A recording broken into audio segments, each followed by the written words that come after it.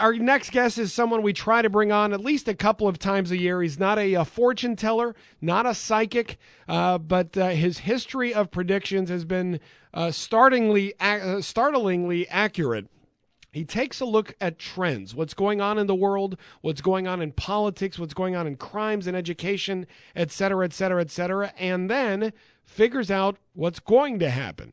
And we're lucky to bring him in right now. Gerald Celente is the publisher of the TrendsResearchInstitute. Always a pleasure to hear from you, Mr. Celente. Well, thanks for having me on, Manny. Now, I'm looking at what I think is a preview of 2013 from the TrendsJournal, and I'm a little bit confused because there's almost some positive things being predicted here for the next year. Well, yes, it's that saying. Sometimes you have to hit bottom before you start coming back up. Have we hit bottom? Yeah, no, not yet, but the bottom's coming soon. Right. And when you think about it, the Renaissance happened after the Black Plague in Europe. I mean, 60% they estimate of Europe was wiped out, and then they had a rebirth, a rediscovery. Ali Romana e alla Antica, they said, at the height of the Renaissance in Florence, in the manner of the Romans and the ancients. So we think this is going to be the beginning of a Renaissance as things really start getting a lot worse and people realize that what they're doing isn't very satisfying to their well-being. And so we believe there's going to be a very big change coming about. Well, let's start talking different areas of your trends. A lot of us very concerned about the fiscal cliff. There are predictions that if our politicians can't come to an agreement and we do go off the cliff, we could be facing another recession, or even worse, if you look at the global economy. What do you foresee for the next year? Well, again, you think about name me one thing that any politician in Washington has done that has brought peace or prosperity, whether it's the wars in Afghanistan and Iraq, whether it's health care, whether it's education. You name it, they fail at it. War on drugs. So, no, they're going to come up with a two-bit program that won't do anything to solve the big problems. So it's going to get worse economically.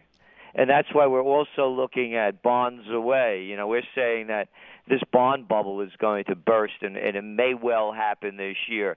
So as I said, things are going to get a lot worse in some areas, and then we're going to start seeing some improvements.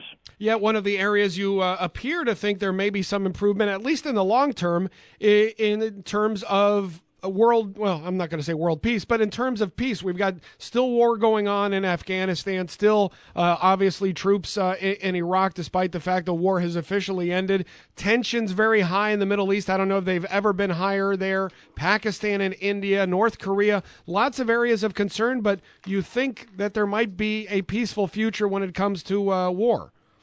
We think there's going to be huge peace movements, but very different than the ones we saw in the past, whether the 60s or later or before. When you go back to the old days and talking about a Renaissance, when there was William the Conqueror and Alexander the Great and Attila the Hun and Napoleon and on, these guys were the real commanders-in-chief. They led the battle. We're going to start seeing calls from people for the commanders-in-chiefs, the presidents and the prime ministers who say, this guy got to go, or this one's time is up, to go take him out. People are going to demand that the world leaders fight it out between themselves and not get the civilians involved. And we're going to see, this is serious. It's starting to, you think about it. Assad has to go. Well, go take him out. Yeah. If you're going to call him out, take him out, or get out. So we're going to start seeing more and more demands from people for world leaders to duke it out between themselves and keep the people out of it. It's going to be a huge movement. One of the things that you predicted quite accurately, among the ones you were very accurate about a year ago when you joined us right around the same day, was that there would be an increase in people in this country talking about secession from the Union. And we've seen, I think officially, there's been a little bit over half the states have now filed petitions with the White House wanting secession. Now, I think it's kind of, a joke and things like that, but that's how strong people feel. And you predicted it a year ago. Yes, it was one of our trends, secession obsession, and this year is going to be secession progression. And it's not only in the U.S. In Catalonia in Spain, they're having a vote now for secessionism. In Scotland, it's secessionism. In Italy, movements for secessionism. It's happening all over the world. It's happening in the United States, and these aren't like, these right-wing fringe movements.